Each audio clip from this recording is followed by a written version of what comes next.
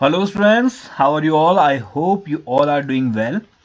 तो आज हम लोग बात करने जा रहे हैं एक बहुत महत्वपूर्ण वीडियो पर, बहुत महत्वपूर्ण टॉपिक पर कि अगले 60 दिनों में हम लोग क्या कुछ पढ़ेंगे हमारा लोअर पीसीएस जिससे क्लियर हो जाए। लोअर पीसीएस बहुत अच्छा एग्जाम है, बहुत बढ़िया एग्जाम है। इसके प्री का पैटर्न आपको समझना है। अगर उसके अकॉर्डिंग पढ़ाई करोगे तो 60 दिन में भी ये निकल सकता है, बशर्ते आपने पहले थोड़ा बहुत आपको जानकारी होना ज़रूरी है। अब ये तो मैं नहीं कहूँगा कि बिल्कुल नया बच्चा है वो आएगा 60 दिन में झंडे गाड़ देगा, वो तो अलग बात हो जाएगी। लेकिन अगर आपने बेसिक बेसिक पढ़ा है, आपको थोड़ा बहुत नॉलेज है, तब भी आप 60 दिनों में इस एग्ज़ाम को निकाल सकते हो। प्रॉब्लम कहाँ पे है? प्रॉब्लम ये है कि बच्चे पैटर्न को समझे बिना, बच्चे ये समझे बिना कि क्या एग्जाम में आएगा, उसके बिना अंधेरे में तीर चला रहे हैं, यहाँ वहाँ बेकार की फालतू अप्रासंगिक जो चीज़ें हैं उनको पढ़ रहे हैं। इसमें बहुत बड़ा योगदान यूट्यूब का भी है, बहुत बड़ा योगदान कोचिंग संस्थाओं का भी है, और कुछ हद तक इसमें योगदान जो है आपके टॉपर्स का भी है, जो आपको 50 तरह के सोर्स बताते हैं जिनको सुन सुनकर आप इतने ज़्यादा भ्रमित हो जाते हो, आखिरी में सेल्फ डाउट्स पैदा होने लगते हैं, खुद पर शक होने लगता है कि हम लोग क्या पढ़ें क्या ना पढ़ें। और एक टाइम ऐसा आता है जब आप एग्ज़ाम से 10 दिन 15 दिन पहले इतने मतलब डिप्रेस्ड हो जाते हो कि आप छोड़ देते हो सब कुछ। ठीक, ये कंडीशन भी आती है। बट हमको वहां तक नहीं पहुंचना, हमें ये देखना है कि भाई हमारे पास अभी बहुत टाइम है। ठीक है, पॉजिटिव रहना है आपको कि अभी टाइम काफ़ी है। आपके पास लगभग लगभग 60 दिन है। 60 दिन का मतलब 2 महीने का समय है आपके पास। मार्च पूरा है, मार्च पूरा है, उसके बाद आपके पास अप्रैल लगभग पूरा है, और 10 दिन लगभग आपके पास मई के हैं। तो कुल मिलाकर आपके पास 60-70 दिन तो हैं। तो इन 70 दिन में चलिए 10 दिन हम यहाँ वहाँ गवा भी देंगे, तब भी 60 दिन है। और 60 दिन में प्लानिंग के साथ चलोगे तो आराम से जो कट ऑफ है उस कट ऑफ को क्लियर कर लोगे। 105 पिछली बार थी, तो इस बार भी हम 105 110 का टारगेट लेकर चलते हैं। लगभग लगभग उतने में अगर आप लाओगे तो आप आराम से एग्जाम निकाल दोगे। ठीक है, तो अब देखते हैं, आगे देखते हैं कि हमें क्या अप्रोच रखनी है। इसमें 5 चीज़ें आनी हैं। ये सब लोगों को पता होगा कि भाई इसमें उत्तराखंड का जीएस आएगा, जिसमें लगभग आपके 100 में से 30-35 प्रश्न आपके उत्तराखंड के जीएस के होंगे। उत्तराखंड का करंट अफेयर आएगा, इसके ज़्यादा क्वेश्चन नहीं होते, 3-4 क्वेश्चन होते हैं। जीएस जो है इसमें से काफ़ी क्वेश्चन होंगे आपके। जीएस लगभग आपका कितना होगा? अगर मान लीजिए 35 क्वेश्चन उत्तराखंड के आ गए, 5 उत्तराखंड के करंट के ही मानते हैं, मैक्सिमम उत्तराखंड के 40 प्रश्न आ भी गए, तब भी आपका 60 नंबर का जीएस है। तो सबसे ज़्यादा वेटेज किसका है? जीएस का है। करंट अफेयर जो होगा, करंट अफेयर क्या होगा? इन्हीं 60 में से, जो ये जीएस में मैंने बताया 60 क्वेश्चन, इन्हीं में से लगभग ये मान के चलो आप कि 15 से 20 जो होंगे वो आपके करंट अफेयर के होंगे। तो इसलिए कुल मिलाकर जीएस में 45 नंबर का, और करंट अफेयर से 15 से 20 नंबर का होगा। 40 से 45 का ये होगा, 15 से 20 का ये होगा। रीजनिंग जो है ये आपकी 50 नंबर की है। अब इस पूरे मतलब इस पूरी स्लाइड को देखो और समझो कि भाई कैसे क्या पढ़ना है। यानी कि सबसे ज़्यादा जो आपको ध्यान देना है वो रीजनिंग में देना है, और आप सबसे कम इस पर ध्यान दे रहे होगे। इसमें आपको इतना ध्यान देना है, अगर आपकी कमज़ोर है रीजनिंग तो कम से कम आपको पर डे 1 घंटा तो देना ही चाहिए। अब सही बात है, कोई चीज़ आपको 50 नंबर दे रही है, 150 में से 50 नंबर प्री में अगर कोई चीज़ दे रही है तो उस पर आपको ध्यान देना चाहिए। लेकिन बच्चे क्या कर रहे हैं? बच्चे बिल्कुल ही इसको अवॉइड करते हैं, बिल्कुल नहीं पढ़ रहे हैं, बिल्कुल देख ही नहीं रहे इसकी तरफ। तो फिर वो उम्मीद करते हैं कि हम 50 में से 45 नंबर ले आएंगे, तो वो तो मुमकिन नहीं है। ठीक है, तो आपको क्या करना है? रीजनिंग पर भी ध्यान देना है। 60 दिनों में ऐसा अपना टाइम टेबल बनाओ कि भाई पर डे कम से कम 45 मिनट 1 घंटा रीजनिंग के क्वेश्चंस हल करो। ठीक है, रीजनिंग को समझने का प्रयास करो। सबसे ज़्यादा इसमें ध्यान देने की आपको ज़रूरत है। बहुत नहीं भी दोगे तो 45 मिनट पर डे तो कम से कम इसमें दो आप। करंट अफेयर और जीएस, जीएस और करंट अफेयर में से मैं कहूँगा सेकंड नंबर पे आप सबसे ज़्यादा ध्यान दो जीएस पर। जीएस का लगभग लगभग 40 नंबर का 45 नंबर का मामला है। ठीक है, 40 नंबर 45 नंबर आपके आराम से आ सकते हैं। बहुत सारे सब्जेक्ट हैं जहाँ पर क्वेश्चन रिपीट होते हैं। उदाहरण के तौर पर पॉलिटी, पॉलिटी पढ़ लो पहले से। ठीक है, दूसरा हिस्ट्री, इनके क्वेश्चन आपके रिपीट होंगे। तीसरा जियो, इसके क्वेश्चन भी आपके रिपीट होते हैं। रिपीट कौन से नहीं होते? साइंस के क्वेश्चन रिपीट नहीं हो रहे हैं उत्तराखंड में। इसके अलावा आपका जो इकोनॉमी है, इकोनॉमी के क्वेश्चन भी रिपीट नहीं हो रहे हैं। तो ये कुछ ऐसी चीज़ है जिसको आप थोड़ा सा बाद में भी पढ़ोगे चल जाए, क्योंकि ट्रिकी क्वेश्चन है। साइंस की क्वेश्चन मान लो 5 क्वेश्चन आए तो 5 में से हो सकता है कि 4 क्वेश्चन वो पहली बार ही पूछ रहा हो, तो उसमें थोड़ा सा ट्रिकी क्वेश्चन है। लेकिन पॉलिटी, हिस्ट्री, जियो के क्वेश्चन छोड़ना मत, इन क्वेश्चंस को करने की कोशिश करना। रिपीट भी होते हैं। दूसरी चीज़ है कि इसमें पूछने के लिए कुछ नया बचा नहीं है। सारा का सारा लगभग लगभग आपका है, पहले से आपको पता है कि कहाँ से क्वेश्चन बन सकते हैं। उदाहरण के तौर पर पॉलिटी में से राष्ट्रपति वाला है, फंडामेंटल राइट्स हैं, ठीक है, विभिन्न प्रकार की कॉन्स्टिट्यूशनल बॉडीज हैं, वहां से आपके क्वेश्चन बन सकते हैं। आपको पता है हिस्ट्री में जो है आपका खिलजी वंश जो है वहां से बन जाता है, सल्तनत काल से आपके क्वेश्चन बन रहे हैं, मुगल काल से आपके क्वेश्चन बन रहे हैं, गुप्ता से क्वेश्चन बन रहे हैं, गांधीयन एरा से क्वेश्चन बन रहे हैं, तो आपको मालूम है कि भाई ये टॉपिक आ सकते हैं। वही जियो में हम लोग जाएंगे तो जियो में आपको पता है सबसे लंबा पहाड़ कौन सा है, सबसे बड़ा जो द्वीप है वो कौन सा है, आदि आदि क्वेश्चन जो बनते हैं, यानी कि आपके जो फैक्चुअल क्वेश्चन है वो आपके जियो से बन रहे हैं, जियो से आपका कुछ नई चीज नहीं पूछ रहा है, ठीक है। तो इस तरीके से हम सेकंड नंबर पे जीएस पर ध्यान देंगे। थर्ड नंबर पे हम लोग को देना है उत्तराखंड जीएस पे ध्यान देना है, ये आपको थर्ड नंबर पे देना है।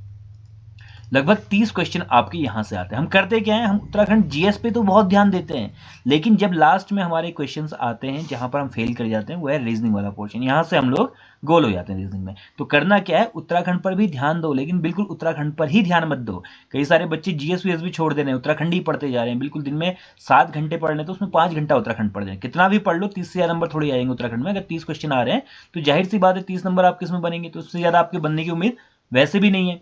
तो हमने करना क्या है, उत्तराखंड जीएस को थर्ड नंबर पे रखना है, ठीक, लेकिन टाइम ज्यादा देना है इसको। कितना आपने टाइम देना है, लगभग अगर आप एक दिन में 7 घंटे पढ़ लो, मैक्सिमम बता रहा हूँ मैं 7 घंटे, कई बच्चे उससे ऊपर भी पढ़ लेंगे, कई उससे कम भी पढ़ लेंगे, बट एक मतलब एवरेज की बात कर रहा हूँ कि 7 घंटा अगर आप पढ़ ले तो 7 घंटे में 1 घंटा आपकी रीजनिंग हो गई, तो कम से कम आप मान के चलो कि 2.5 घंटा आप उत्तराखंड पढ़ो, 2.5 घंटा आप क्या करो जीएस पढ़ो, और फिर उसके बाद जो बचा हुआ 1 घंटा है वो घंटा आप किसको दोगे, करंट अफेयर को दोगे।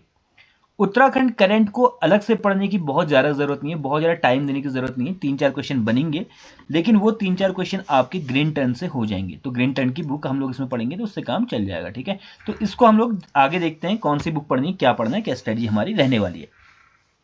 सबसे बड़ी चीज़ है स्टडी करनी है अकॉर्डिंग टू पैटर्न। पैटर्न जिस तरह का है उस तरह की हमें स्टडी करनी है। पैटर्न कहाँ से पता चलेगा, पैटर्न पता चलेगा आपको PYQ से, यानी कि जो प्रीवियस ईयर्स क्वेश्चन है वो आपको देखने चाहिए, PYQ देखने चाहिए, ठीक है।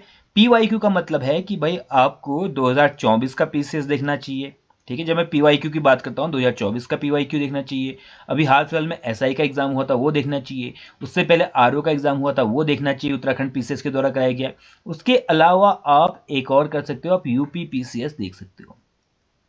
बहुत सारी चीजें यूपी पीसीएस की पिछले सालों की, लगभग 5 साल की पेपर आप देख सकते हो, इसका PYQ तो देख ही सकते हो, ठीक है। इसके PYQ आप देखोगे पिछले 5 साल के, तो उसमें से बहुत सारे क्वेश्चन उत्तराखंड में रिपीट होते हैं। एक पैटर्न जो मैंने हाल फिलहाल में देखा है वो ये देखा कि सल्तनत काल जो है आपका, वहां की किताबें आपकी पीसीएस ने भी पूछी, यूपी पीसीएस ने, और उत्तराखंड ने भी पूछी थी। इस बार कौन सी किताब आई थी, बर्नी की किताब आई थी मेरे ख्याल में, किताब है जहांदारी या कुछ इस तरह की किताब है, बर्नी की लिखी हुई वो किताब आपकी आई थी। तो वो क्वेश्चन तो लगभग आपका एक बनना ही बनना है यहाँ से ना। तो यानी कि आप यूपी पीसीएस को भी देखकर थोड़ा बहुत सीख सकते हो, वहां से भी क्वेश्चन आपके फंसते हैं।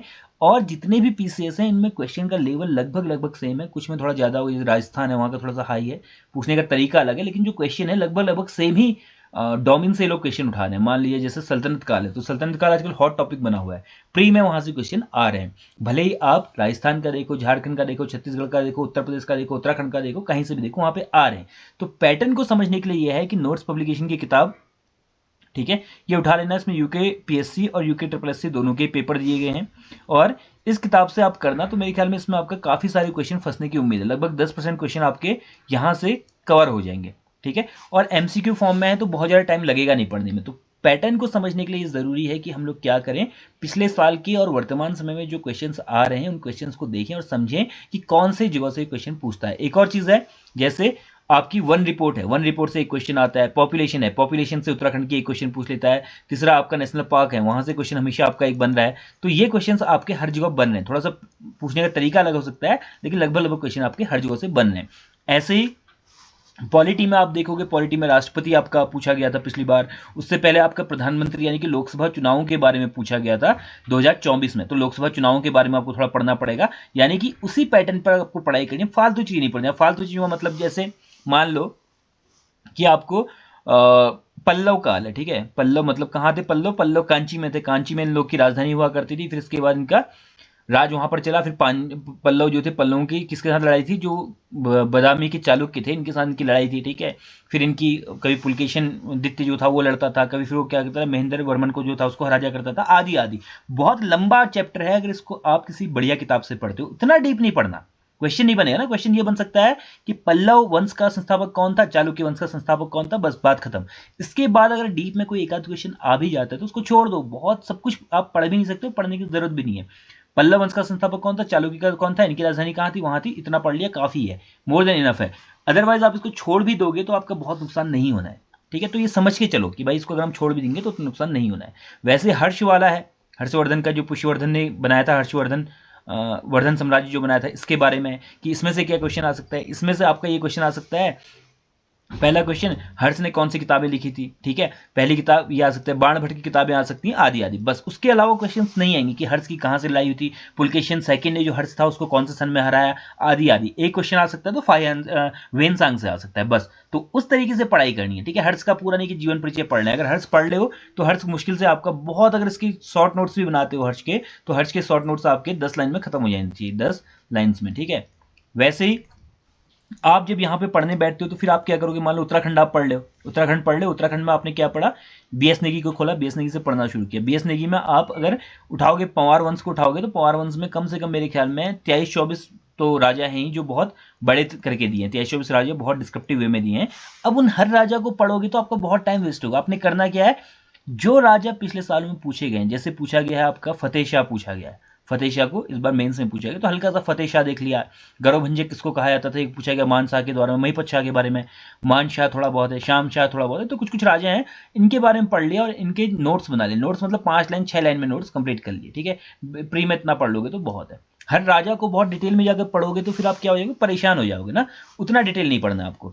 तो पढ़ना है अकॉर्डिंग टू पैटर्न, जहां से चीजें बनती हैं उनको पढ़ना है, जहां से नहीं बन रही है उनको छोड़ देना। अभी भी दिमाग लगाओगे, दिमाग खोल के देखोगे, समझ में आएगा कहां से पैटर्न क्या कह रहा है। Focus on shortcuts, avoid destructions. Shortcuts का टाइम आ चुका है भाई।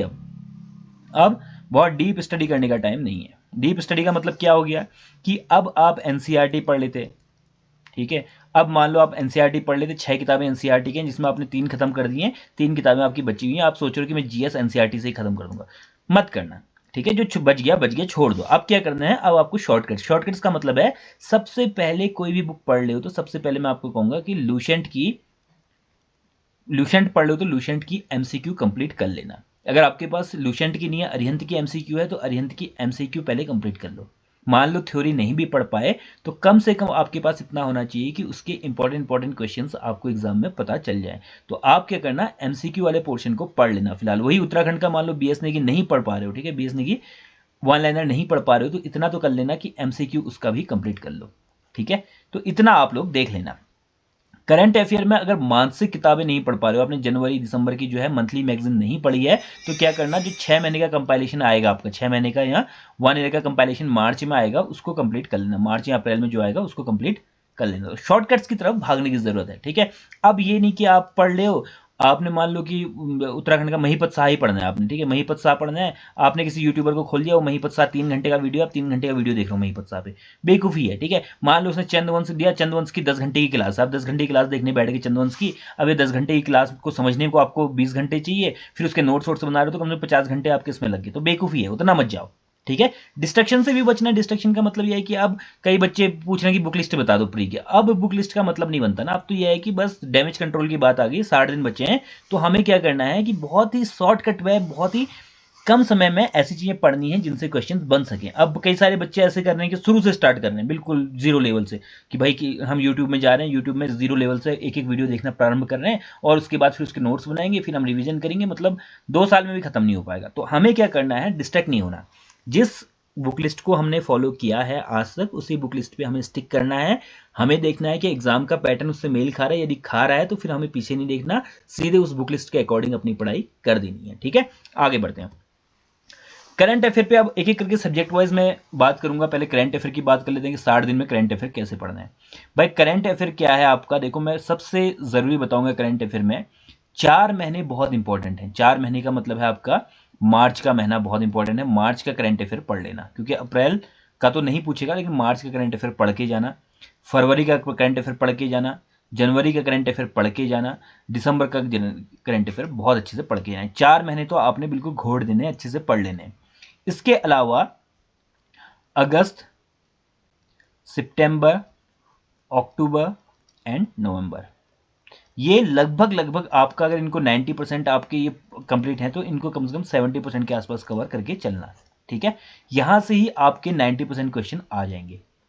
भले ही उत्तराखंड का करंट अफेयर हो, भले ही नेशनल करंट अफेयर हो, अगर आपने जनवरी से लेकर दिसंबर से लेकर मार्च तक का अच्छे से पढ़ लिया, एक एक लाइन बाय लाइन, और उसके बाद अगस्त से लेकर नवंबर तक आपने लगभग लगभग एक बार रीड थ्रू कर लिया सही से, तो आपके मान के चलो 90% क्वेश्चन आपके यहाँ से बन जाएंगे। ठीक है, टाइम क्वेश्चन का लेवल कैसा रहता है? क्वेश्चन के लेवल इसमें अच्छा लेवल नहीं रहता, मतलब बहुत हार्ड लेवल नहीं है, ऐसा लेवल रहता है कि बहुत सिंपल सिंपल क्वेश्चन पूछता है। जैसे मान लीजिए नामीबिया की नई जो राष्ट्रपति बनी है कौन बना है, या इंडिया का जो नया युद्धाभ्यास चल रहा है वो कौन से देश के साथ चल रहा है, हरिमो युद्धाभ्यास है किस देश के साथ हुआ, आदि आदि सिंपल क्वेश्चन आते हैं। बहुत सिंपल साधारण से प्रश्न पूछता है। करंट अफेयर में टफ जैसा कुछ नहीं है, बहुत आसान है और बहुत स्कोरिंग है करंट अफेयर।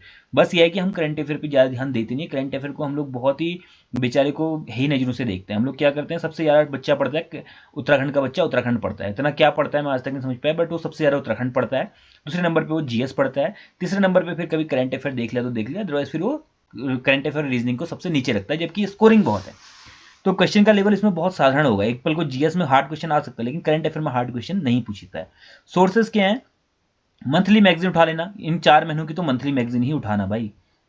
जनवरी से लेके मतलब दिसंबर से लेके आप क्या करना, दिसंबर से लेकर मार्च तक की तो मंथली मैगजीन उठा ही लेना। ठीक, बाकी क्या करोगे आप, पिछले साल का करंट अफेयर का एक कंपाइलेशन ले लेना 2024 का, जनवरी टू दिसंबर, वो कंपाइलेशन उठा लेना, वहां से पढ़ लेना, आराम से पढ़ लोगे, कोई बहुत ज़्यादा टाइम नहीं लगेगा इसमें, आराम से ये आपका 15 दिन 20 दिन में तो पूरा खत्म कर ही दोगे इसको आराम से। ठीक है, तो करंट अफेयर आप वहां से पढ़ सकते हो। आगे देखते हैं उत्तराखंड का। देखना, उत्तराखंड में काफ़ी सारे क्वेश्चंस बनते हैं, 30 35 40 क्वेश्चन आ जाते हैं उत्तराखंड के। उत्तराखंड में कहाँ से क्वेश्चन बनते हैं? हिस्ट्री से कुछ क्वेश्चन बन रहे हैं, ठीक है, फिर उसका ज्योग्राफी से बन जाते हैं, पॉलिटी नया आया है, मैंने पिछले वीडियो में बताया है कि कहाँ से पढ़ना है, मैंने आपको थोड़ा बीएस नेगी का बताया भी था कौन कौन से चैप्टर इंपॉर्टेंट है, वहाँ से उत्तराखंड आप देख सकते हो। लेवल उत्तराखंड का मॉडरेट टू हार्ड रह रहा है, थोड़ा सा हार्ड क्वेश्चन अब बना रहा है, अब थोड़ा परीक्षा वाणी वाला जो पैटर्न था वहाँ से आगे पहुँच चुका है उत्तराखंड। ठीक है, उसके अलावा पैटर्न क्या रहता है? पैटर्न इसका मतलब ऐसा है, आजकल के टाइम पे जो पैटर्न चल रहा है वो मैंने इससे पहले वीडियो में आपको बताया है, तो आप वहाँ पे जाके देख सकते हो उसको। उसमें मैंने इसका पूरा अच्छे से उत्तराखंड का पोस्टमार्टम किया हुआ है। सोर्सेज क्या है? सोर्सेज बीएस नेगी है, ठीक है, और बीएस नेगी में भी पूरा पढ़ने का टाइम तो अब बचा नहीं है, जितना पढ़ सकते हो। भागते भूत की लंगोटी भली, मैंने आपको बताया है कि पिछली बार इंपॉर्टेंट चैप्टर्स उसमें बताए, उन चैप्टर्स को आप देख लेना। परीक्षा वाणी से कुछ कुछ चैप्टर्स मैंने बताया था कि आप वहाँ से भी पढ़ सकते हो, कुछ कुछ चैप्टर देख सकते हो। बाकी इसके अलावा थर्ड फोर्थ फिफ्थ सोर्स मत जाना, ये वाले सर पढ़ा रहे हैं, वाले सर पढ़ा रहे हैं, वाली कोचिंग में जा रहे हैं, वाले कोचिंग में जा रहे हैं, वो उल्टा सीधा दिमाग मत लगाना। अब कोचिंग वोचिंग में भागने का टाइम बचा नहीं है, जो बचा है वो यही बचा है कि बीएस नेगी को अच्छे से पढ़ लिया जाए या परीक्षा वाणी को अच्छे से पढ़ लिया जाए, और उसमें भी वो टॉपिक खासकर पढ़ लेना जो टॉपिक मैंने बताए थे। बाकी टॉपिक पढ़ो ना पढ़ो तो आपके ऊपर है, लेकिन कम से कम उतने टॉपिक पढ़ लेना कि उतने टॉपिक पढ़ लोगे तो आराम से एग्जाम के जो बॉर्डर लाइन है वो क्रॉस कर जाओगे। ठीक है, आगे जीएस थोड़ा सा देखते हैं जीएस का। ठीक है, जीएस जो है, जीएस बहुत ज़्यादा है। अगर आप जीएस में एक एक चीज़ पढ़ने बैठ जाओगे तो मेरे ख्याल में 5 साल भी कम है जीएस को पढ़ने के लिए, जितना उसने सिलेबस दिया है और जितनी लेंथ दी है सिलेबस की, जितना डीपनेस दी है सिलेबस, उसमें बहुत अधिक सिलेबस है। ठीक है, पॉलिटी में आप देख लो, अगर पॉलिटी में हम उसके अकॉर्डिंग पढ़ें, सिलेबस के अकॉर्डिंग पढ़ें, तो हमारा लक्ष्मीकांत खत्म करने में हमें 6 महीना लग जाएगा। ठीक है, स्पेक्ट्रम खत्म करने में हमें कम से कम 6 महीने लगेंगे, वो भी एक बार की बात कर रहा हूँ मैं, अच्छे से अगर आप पढ़ोगे तो। उसके बाद बाकी बुक्स खत्म करने में 6-8 महीने लग जाएगा, तो 2 साल 3 साल तो आपको इसका जीएस का पैटर्न खत्म करने में, जीएस का सिलेबस खत्म करने में लगेंगे। तो उतना डीप हमें जाना ही नहीं है, हमें क्या करना है, हमें लेवल के अकॉर्डिंग जाना है कि किस प्रकार के क्वेश्चन पूछता है। क्वेश्चन लगभग लगभग मॉडरेट होते हैं, मैक्सिमम क्वेश्चन मॉडरेट होते हैं, कुछ क्वेश्चन इसमें हार्ड होते हैं, और 30% के आसपास में आपके इजी टाइप के क्वेश्चन भी होते हैं। तो तीनों तरह का लेवल इसमें आपको देखने को मिलता है। हार्ड वाले में अगर हम लोग 50% भी स्कोर कर देते हैं तो ये बहुत अच्छा माना जाएगा। मॉडरेट वाले में लगभग 70% के आसपास, और इजी वाले में लगभग हमें 90% के आसपास स्कोर करना है। तो कुल मिलाकर अगर हम लोगों ने ये मानो कि 70% के आसपास अगर स्कोर कर दिया है, 65 के आसपास भी स्कोर कर दिया जीएस में, तो बहुत अच्छा हम लोग का परफॉर्मेंस माना जाएगा, क्योंकि जीएस जो है हार्ड है कंपेरेटिवली करंट अफेयर से हार्ड आती है जीएस। और जीएस जो होती है अब उत्तराखंड में, ये उत्तराखंड से भी हार्ड बन रही है। तो इस कारण से अगर हम 65 से 70% का स्कोर कर देते हैं जीएस में, बहुत बढ़िया परफॉर्मेंस माना जाएगा। सोर्सेस क्या है? वही मैंने आपको बताया, लुसेंट पढ़ लो, बाकी पढ़ने का टाइम तो अब गया। लुसेंट पढ़ लेना बहुत है, मोर देन इनफ है। अगर लुसेंट पढ़ सको तो पढ़ लेना, नहीं पढ़ पाते हो तो फिर आपकी सिंगल लाइनर आती है बर्नवाल की, BARNWAL, बर्नवाल साहब की सिंगल लाइनर आती है, वो पढ़ लेना, वो मोर देन इनफ है, लेकिन अच्छे से पढ़ना। ठीक है। अब ऐसा नहीं कि सरसरी निगाह से पढ़ लिया, अगर आप इसका एनिशेंट हिस्ट्री पढ़ रहे हो तो एनिशेंट हिस्ट्री को अच्छे से पढ़ना है। कैसे खत्म करनी है लूसेंट, उसका मैंने एक वीडियो जो है टेलीग्राम में डाला है, अदरवाइज मैं उसको कम्युनिटी में भी डाल दूंगा, वहाँ पे आप देख सकते हो, और ज़्यादा होगा तो डिस्क्रिप्शन में उसको डाल दूंगा, वहाँ पे आप देख लेना। बहुत बढ़िया तरीके से वीडियो बनाया गया है, बहुत रिसर्च के साथ, आपके काम आएगा। अप्रोच क्या होनी चाहिए? अप्रोच ये होनी चाहिए कि भाई अब जो है जो हो गया होना था हो गया, लगभग हमारे पास 60 दिन बचे हैं, तो अब हम क्या करेंगे, हम बहुत डीप घुसने की कोशिश नहीं करेंगे, बहुत तोड़म खाने की कोशिश नहीं करेंगे, हम क्या करेंगे, MCQs तो इसके सारे लगा लेंगे, ठीक है। बुक पूरी नहीं भी होती तो छोड़ दो, नहीं होती कोई बात नहीं, कोई नहीं, बुक करना टफ भी है, 60 दिन में बुक को कंप्लीट करना बहुत मुश्किल काम है, तो MCQs तो लगभग सारे लगा लेना इसके, ठीक है। पहली चीज़ ये देख लेना। दूसरी चीज़ PYQ प्रीवियस ईयर क्वेश्चंस जो हैं GS के लगा लेना। प्रीवियस ईयर की जब मैं बात करता हूँ तो ये UKPSC और आपका UPPCS दोनों की बात करता हूँ, ठीक है। तो इस चीज़ को अगर आप कर लोगे तो आराम से इसमें अच्छा स्कोर करोगे, 60-70% आराम से इसमें मार लोगे, ठीक है।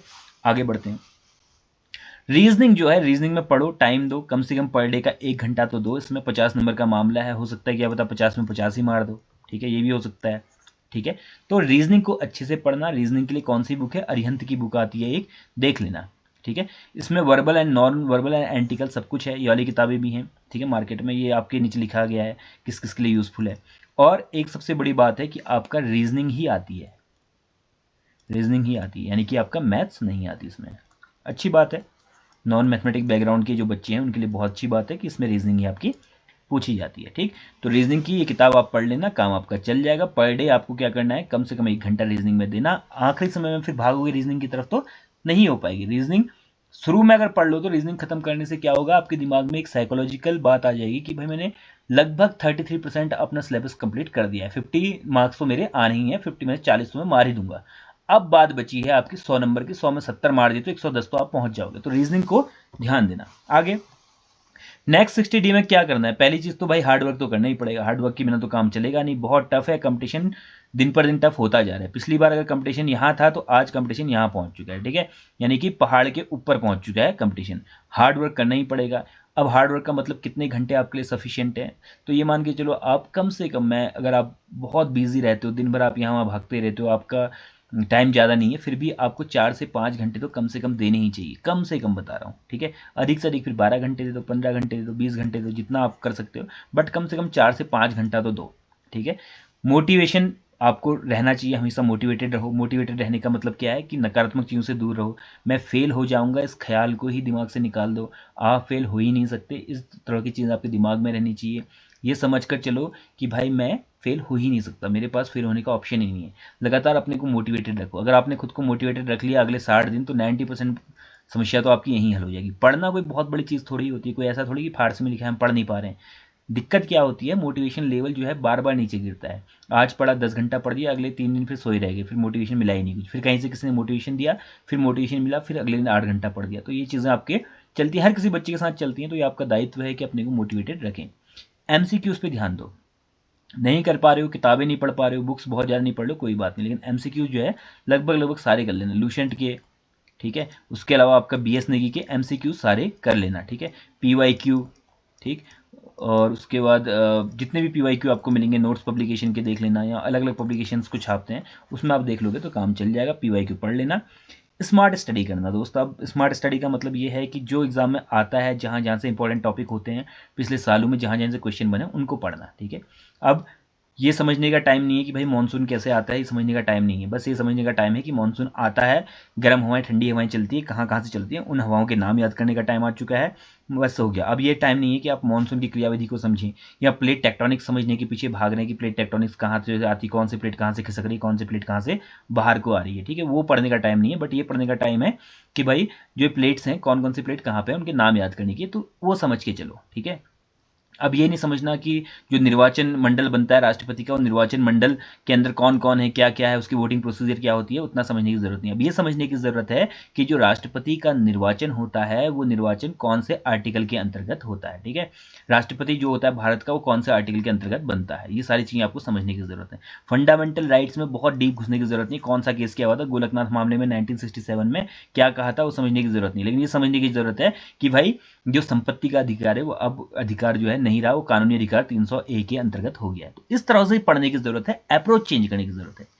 ओनली प्री पे फोकस करो तो बताने की जरूरत ही नहीं है भाई। अब जो है बच्चे अगर जो मेंस देख भी रहे हैं थोड़ा सा तो बिल्कुल छोड़ दो, मेंस की चिंता मत करो, प्री देख लो। प्री 1 नंबर से 0.1 0.2 नंबर से रुक जाता है, और रुक जाता है तो फिर रुक ही जाता है, ठीक है। तो इसीलिए प्री पर ही फोकस करो, मेंस को देखा जाएगा, ठीक है।